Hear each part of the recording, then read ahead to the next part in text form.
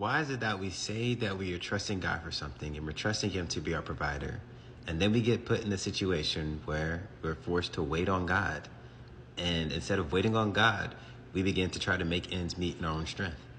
And then on top of that, because we are more than capable of providing for ourselves, we begin to say, look at what God has blessed us with when we make ends meet on our own strength.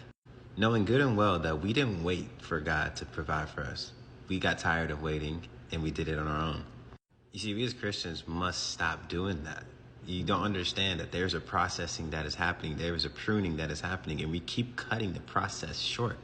Why? Because it takes too long, or it's too hard, it's too much on the mind.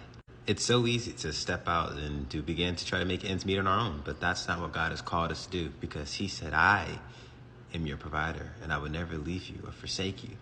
And said, I've never seen the righteous begging for bread. He said, I cause all things to work together for the good of those who love God and are called according to His purpose. What if God was more concerned about the process that He put you on because He was more focused on what He's doing in you than what you're trying to do for yourself externally? What if He was working on your character? What if He was building your faith? What if He was strengthening your perseverance? What if He was building your patience, but you cut that short because you couldn't wait on Him? Sometimes the tangible things that we feel like we need are not what we really need when we think about the things that we're praying and asking God for. Sometimes to achieve those things that we say we're asking God for, it takes a development of our character. It takes a development of our heart, our mind, our will, and our emotion to conform more to the will of God. So stop cutting the process short and start trusting in God fully. Not just with your words, not just with your prayers, but with your actions.